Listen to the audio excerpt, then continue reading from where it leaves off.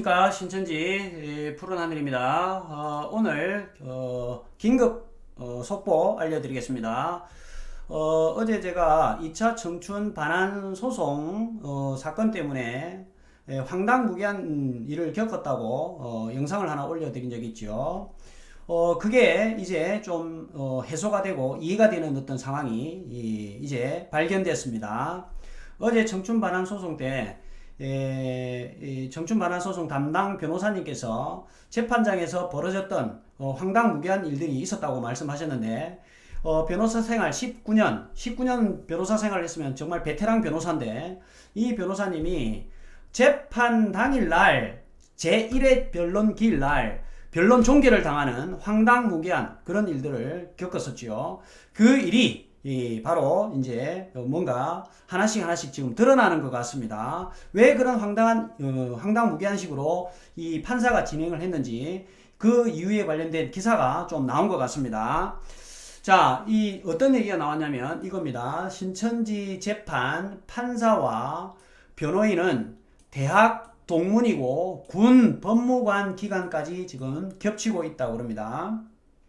여기서 말하는 신천지 재판은 어제 제가 말씀드렸던 2차 청춘 반환 소송이고, 제 아내와 지명한 전 신천지 강사와 관련된 그 지금 재판입니다. 그 재판의 판사하고 신천지 법무부장이었던 소 변호사하고 대학 동문이라는 거예요. 그리고 군 법무관 기관도 겹치는 부분이 있다라는 거예요. 그리고 이 지금 사건이, 이 재판 사건이 신천지와 관련된 사건입니다. 그런데 신천지를 변호를 하고 있는 신천지 법무부장이 이 지금 재판하고 있는 판사하고 서로 굉장히 친밀한 관계였을 거라고 추정할 수 있는 지금 상황이 지금 발생되었습니다. 그러다 보니까 재판 상황을 도저히 납득할 수 없는 그런 방식으로 판사가 진행했다라고 지금 그렇게 지금 이제 합리적인 의심이 듭니다. 신천지 피해 제1회 변론 기일에 1회 변론 기일에 변론 종결을 당하는 황당무계한 일이 벌어졌죠. 그래서 이 신천지 피해자 측 변호인, 즉 홍종갑 변호사님이 바로 변론 재개를 신청을 했던 것입니다. 이 기사가 났는데, 이 기사가 어디서 났냐면 여기서 났어요. 종교와 진리라는 이런 인터넷 신문 같습니다. 여기서 기사가 났는데, 여기 이제 검색을 하시고 여러분들 가시면 지금 바로 기사가 지금 올라와 있습니다. 어제 제가 영상을 올리고 지금 기사가 지금 나왔으니까 이제 계속 기사가 이제 나오지 않을까 이런 생각이 듭니다. 아무튼 지금 종교와 진리라는 이 인터넷 신문에서 지금 이 기사가, 첫 기사가 지금 뜨기 시작했습니다. 어제 정말 제가 이해할 수 없는, 제가 이해할 수 없는 것은 자취하고라도 19년 베테랑 변호사가 이해할 수 없는 이런 진행에 대해서 즉시 변론 재개를 신청하는 이런 일들이 지금 발생됐다는 거. 그러면 이게 지금 누가 잘못했는지, 판사는 사실은요, 객관적으로 원고와 피고의 입장들을 충분히 들어보고 판결을 내려야 되는데, 그런 어떤 부분들을 지금 소홀히 하지 않았나 이런 생각이 듭니다. 그래서 기사 내용 중 일부를 잠시 읽어보겠습니다. 15일 어제죠.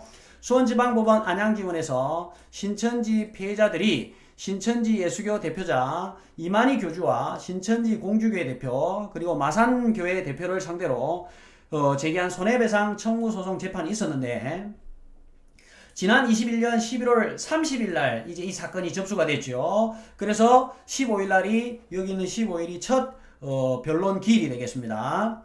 자, 그러니까 어제 변론 기일이었죠. 그런데 5개월이 지난 2022년 4월 15일 날 이게 지금 첫 변론 기일이에요.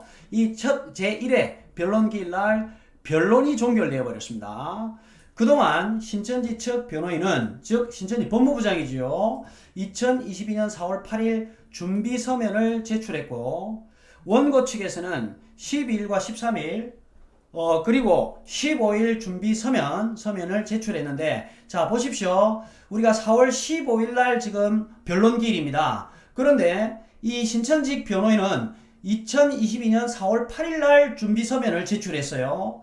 이 준비 서면을 얘기를 했을 때 소멸시효와 관련된 것을 준비 서면을 제출했고, 이 사건에서 지금 15일 날 재판이 벌어진 이 사건은 소멸시효가 굉장히 중요한 내용인데 이 소멸시효에 관련돼서 준비서면을 제출했는데 이때가 금요일입니다. 그럼 토요일 일요일 날은 완전히 시간 다 날려먹고요. 그 다음 12일 날 13일 날 급하게 부랴부랴 이 소멸시효에 대하여 신천지 측에서 낸 준비서면에 이 홍정갑 변호사님이 급하게 시간이 부족한 상태에서 급하게 준비서면을 제출할 수밖에 없었어요.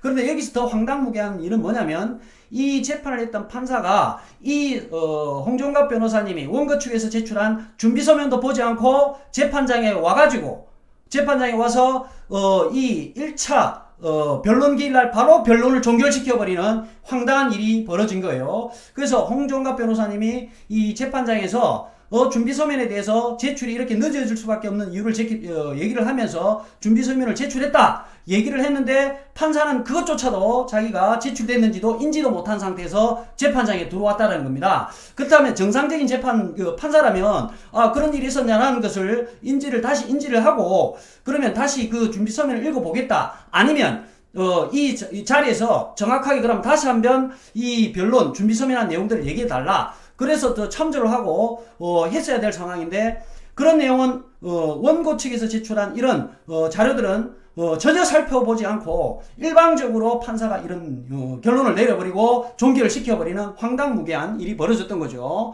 그러다 보니까 이 19년이라는 어떤 오랜 시간 동안 변호사 생활을 했던 홍정갑 변호사님의 입장에서도 황당무계한 거예요. 이런 거 처음 당한 일이에요. 19년 동안 이게 처음 당한 이런 일이라는 것은 보통 상식적이지 못한 그런 일이라는 겁니다. 자, 그리고 이 변론기일이 있었던 15일 날 바로 변론 첫날 종결이 되어버린 겁니다. 원고들인 신천지 피해자 측 소송 대리인 홍정갑 변호사는 당일 즉시 변론 재개 신청을 하였습니다. 그래서 홍 변호사는 변론 재개 신청을 하면서 변호사로 활동한 19년 동안 처음으로 제1회 변론기일에 종결을 당한 이 대리인으로서 비참함을 느낀다. 정말 이거 참 아니 판사가 입장 바꿔놓고 한번 생각을 해봤으면 좋겠어요. 판사가 정확하게 원고 측에서 낸 자료들을 읽어보고 그다음 판례라든지 과거의 어떤 자료들을 우리 원고들이 제출했던 것을 살펴만 봤으면 이런 무지한 판결을 내릴 수 없었을 텐데 과연 이 판사는 어떤 사고방식을 갖고 있는지 의문을 가지지 않을 수 없습니다. 그래서 이 홍정갑 변호사께서 도무지 오늘 재판 진행은 이해가 되지 않는다. 아니 19년 동안 변호사를 한 사람이 이해가 되지 않는 판결을 내린다는 것은 이건 있을 수 없는 일이지 않습니까? 자, 그러면서 상대방의 뒤늦은 소송 대우로 이게 무슨 말이냐면 신천지 측 법무부장인 소 변호사가 이 기일날 변론이 벌어져야 될 그 15일날, 기일날, 그거 다 돼가서 이런 소송 대응으로 해가지고 변론권이 침해를 당한 거예요. 정상적인 변론을 할 수 있는 그 시간이 없어서, 급하게 소멸시효에 관련된 변론을, 원고 측인 홍정갑 변호사님이 법정에 제출을 했는데, 그 법정에 제출한 그 자료조차도, 판사가 볼 수 없는 시간의 쫓김에 의해서 벌어진 사건인데도, 판사는 그런 상황 전후 맥락을 살펴보지도 않고 이러한 판결을 내리고 있다는 것은 정말 사법부의 어떤 신뢰를 땅에 떨어뜨리는 이런 행위를 했다고 저는 판단이 됩니다. 재판이 임박해서야 답변이 기재된 준비서면을 제출을 했다면 신천지 측에서 주장하는 소멸시효 도가 관련 재판부가 이미 예단을 하고 이미 마음속에서 판사가 결정을 가지고 지금 이 사건을 끝내버리겠다 작정을 하고 지금 덤비지 않았을까, 이 예단을 가지고 사건을 당일 바로 종결한 것은 아닌가 하는 아쉬움이 표출하였습니다. 당 재판과 관련하여, 그래서 이게 지금 상당히 문제가 이제 될 것 같아요. 당 재판과 관련하여 피고 측 변호인은, 이게 당연히 신천지 법무부장입니다. 이번 재판에 변호인으로 등장한 이런 신천지 법무부장으로 신천지 변호인입니다. 신천지 법무부장이기도 하고요. 신천지 법무부장은 신천지의 지금 총괄하는 그런 어떤 그 입장에 있는 굉장히 고위직이고 신천지의 내부의 대외적인 어떤 활동의 총책임자로 봐도 과언이 아닌 그런 인물입니다. 이런 신천지 법무부장인 이 사람이 이 지금 신천지 사건의 변호를 맡고 있는데, 그 재판을 담당한 이 판사하고 이 두 사람, 신천지 관련 재판에 신천지 법무부장하고 이 판사하고 연세대학교 동문회다가 같은 이제 법학과를 나왔다는 거죠. 그리고 군 법무기관도 겹치고 있다. 그러면 이 정도 됐으면 정상적인 어떤 국민들의 시각이 봤을 때, 정상적이고 합리적인 시각이 봤었을 때 이게 냉정하고 객관적이고 누가 봐도 공정하다라고 그렇게 판단을 내릴 것이라고 생각할 수가 있겠습니까? 예? 팔이 안으로 굽는다는 말이 있습니다. 그래서 우리 사법부에서는 이러한 경우가 생겼을 때 판사에 대한 기피 신청을 할 수 있는 그런 제도가 그래서 생기는 겁니다. 예? 그러면 이런 일들이 지금 발생됐기 때문에 이 판사가 1심 재판 시작하자마자 변론기일이 되자마자 그날 바로 변론을 종결시켜 버리는 이런 황당한 일이 발생된 거에 대해서 이 지금 우리 고소인으로서 이 충분히 이거는 뭔가 수상하다. 이게 뭔가 뒤에 혹시 뭔가 있지 않을까? 이런 합리적인 의심을 할 수 있는 그런 상황이지 않을까 지금 생각이 듭니다.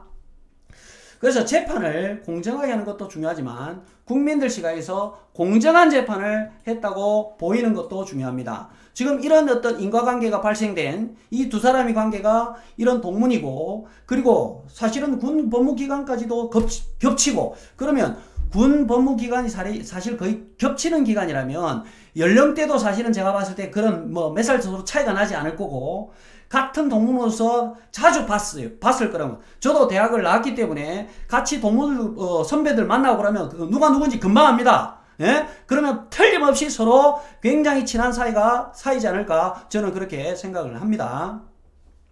자, 홍 변호사의 항변처럼 신천지 피해자들의 충분한 입증 기회 없이 사건이 종결된다면 공정한 재판을 받지 못했다라는 인식으로 법원의 신뢰가 추락될 우려가 있지 않을까. 당연히 만약에 이런 관계 때문에 어제 재판이 바로 사건 종결시켜버렸다면 그리고 19년 베테랑 변호사가 이해할 수 없는 그런 판결을 만약에 판사가 지금 내렸다면 분명히 요거는 국민들이 이해할 수도 없고 또 고소를 했던 이 원고 측에서 이거는 100% 납득할 수 없는 받아들일 수 없는 그런 어떤 상황이 발생할 거라고 저는 생각이 듭니다.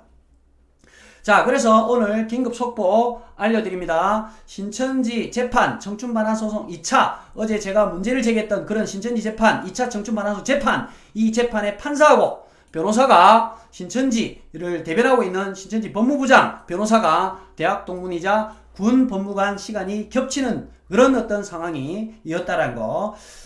그래서 아마 제가 생각했을 때 어제 그런 황당무계한 판사가 황당무계한 판결을 진행을 하지 않았을까 그런 합리적인 의심이 듭니다. 일단 향후 지금 이 판사하고 소 변호사의 어떤 관계를 좀 더 알아보고 난 다음에 다시 속보로 제가 알려드리도록 하겠습니다. 이상으로 긴급 속보 마치겠습니다. 감사합니다.